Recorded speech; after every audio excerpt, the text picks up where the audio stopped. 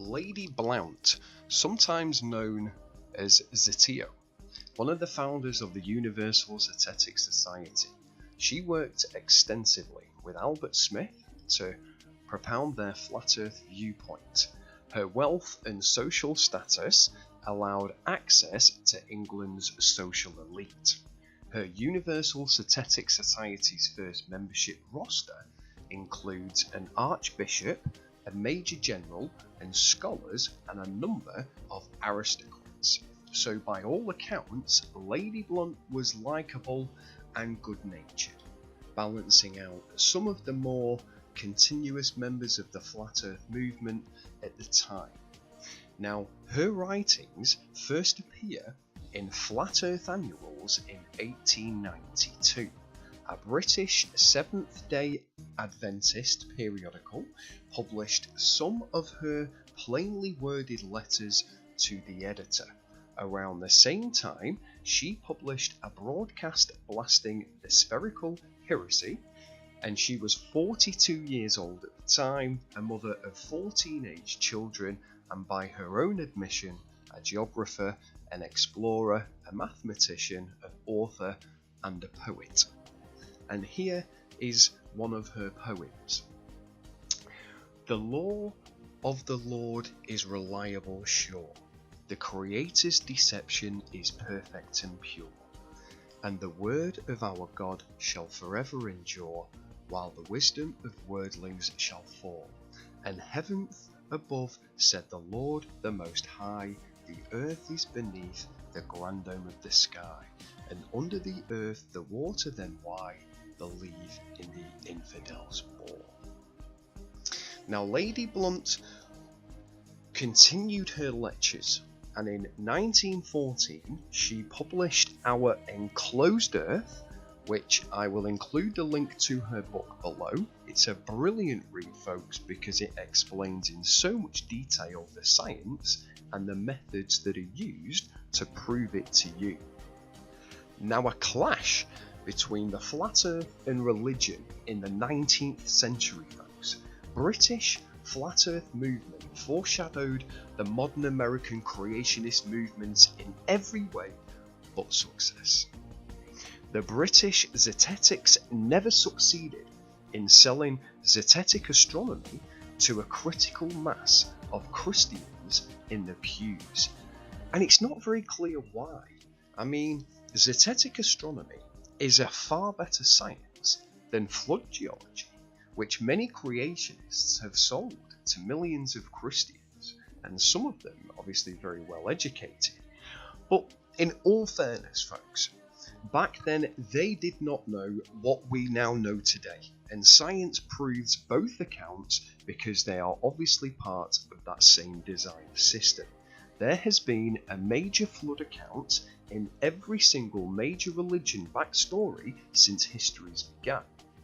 And I mean every one of them, folks. A simple question would be, how else could you really explain marine and fish fossils that are found on the top of Mount Everest and other mountain tops across the plain Earth today?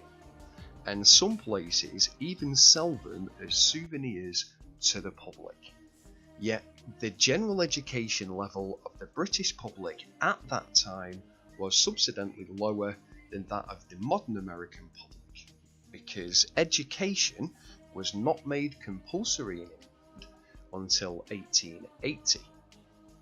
Now, some possible reasons why the British flat earthers failed to make a serious impact on science and mainstream media in the 1900s. Maybe because the flat earth movement never had big money behind it.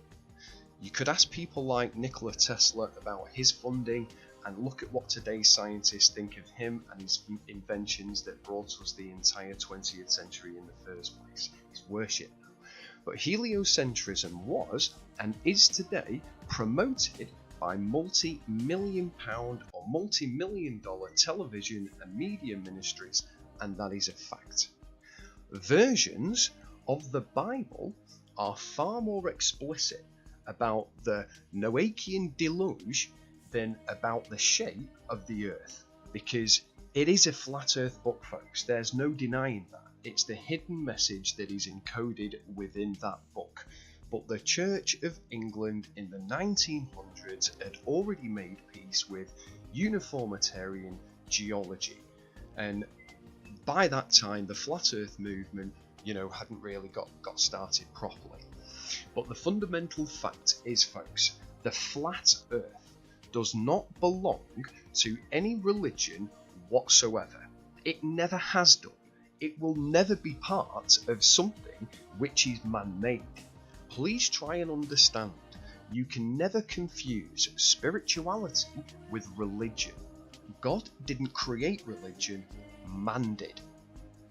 It is much easier for would-be literalists to rationalise away the flat earth verses of the Bible than it is to do the same with the creation story, because English-speaking fundamentalists were aided in this by the King James translators, who themselves rationalised away and changed some of the more explicitly flat earth passages, so altering what they saw fit to do so, making it a book that is not really the whole truth, depending on the version that you're reading, which then causes a lot of doubt and disbelief. The sphere does not threaten fragile Christian egos like the image of a chimpanzee or the flat earth. Remember, fundamentalists want desperately to be as gods, as they can't deal with the idea that they might be something less. Preachers can easily argue that all of Christianity would collapse and crumble if evolution or evolution were true. It's not though, don't worry, because Mendel's laws of genetics and stem cell research prove evolution a myth, or even entropy, the second law of thermodynamics, where, in short, folks, things basically decline over time, do not evolve. We've reached the peak of human intelligence, hence why we are messing around with serious artificial intelligences and powerful computers. Preachers then, in the 1900s though, British churches were not constantly attacking the sphericity of the earth. Surprise, surprise. Fundamentalists have been preaching hatred for evolution and by extension most of science ever since Darwin.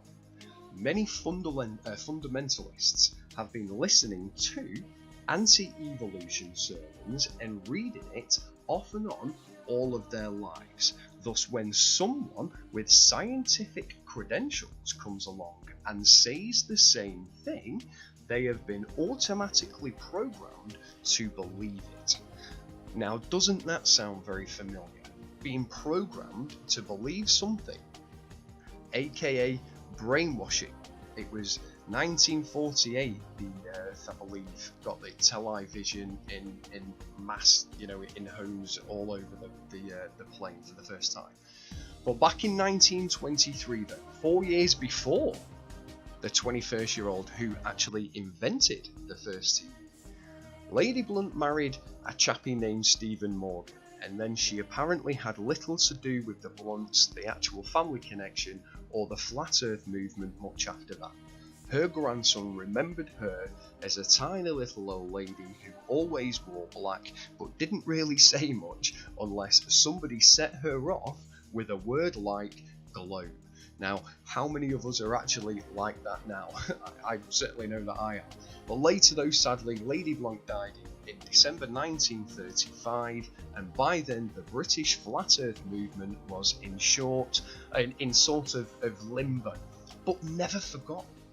Zetetic seeds, folks, were firmly rooted across the sea and slowly began to flourish once more as the Flat Earth movement lives on today in 2018, helped by authors EDMS and many others. But folks, I do often wonder sometimes what people like Lady Blount, Parallax, Thomas Winship, Mr. and Mrs. Johnson, etc., what they would think of today's movement. Would they like it? How they may have thrived telling their own versions of the Flat Earth truth via social media and obviously the interweb. We can only imagine, can't we? But what we can do is do our bit for the cause. If you believe it's the truth, as the truth is the truth whether you believe it or not.